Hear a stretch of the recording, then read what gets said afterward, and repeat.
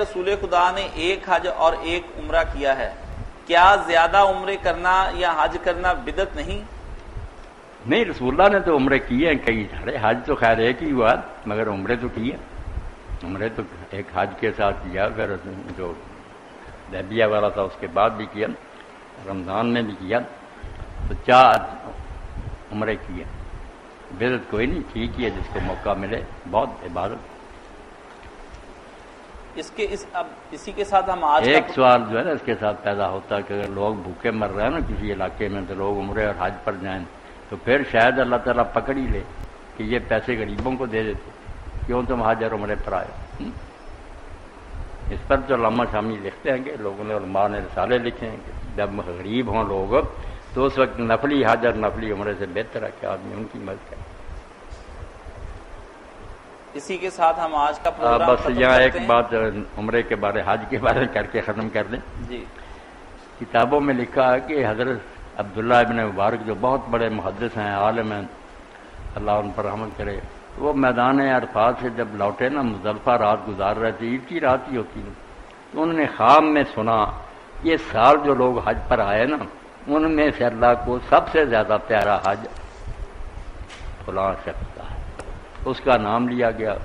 اس کے باپ کا نام لیا گیا اور پتہ بتایا گیا کہ علی بن موفق جو دمشق کے فلاں محلے میں رہتا، یہ جانتے نہیں تو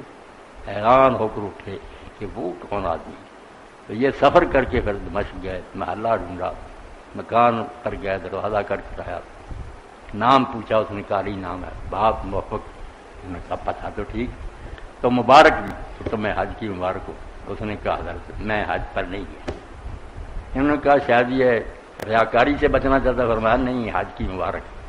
تیسری بار جب کہا تو اس نے کہا نہیں آپ بات بتائیں، انہوں نے جب خواب والی بات بتائی تو رو پڑا، اس نے کہا آپ بھی سچے ہیں میں بھی سچا ہوں، 30 سال سے میں ایک موتی ہوں، تھوڑے تھوڑے پیسے جمع کر رہا تھا، حج پر جانے کا ارادہ تھا، رات کو میری بیوی جو ہے نا اس کو درد ذیل ہوئی، بچہ پیدا ہونے کی تکلیف، تو اس نے کہا جو پڑوسی ہے نا ان کے گھر میں گوشت پکنے کا نا پتہ چلتا، خوشبو آ رہی، تو ان سے کچھ شوربہ لائیں میں چکھوں، جی متلا رہا، میں ان کے گھر گیا تو ان سے شوربہ مانگا، انہوں نے انکار کر دیا، ہم شوربہ نہیں دیں گے۔ میں نے کہا یار تھوڑا دے دو، انہوں نے آخر کہا کہ آپ کے کھانے کا دیں گے۔ پوچھا، انہوں نے کہا 3 دن کی بھوک کے بعد ہمیں یہ ایک مردہ مرغی ملی ہے گندگی کے ڈھیر سے جس کو ہم کھا رہے ہیں۔ میں نے بیوی سے آ کر جب کہا تو اس نے کہا حج پر جا کر کیا لینا، یہ پیسے ان کو دے دو۔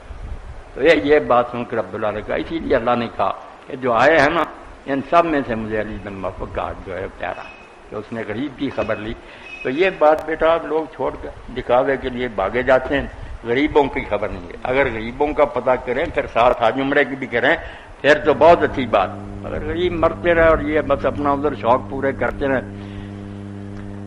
اللہ اکبر، ہاں اعلان کر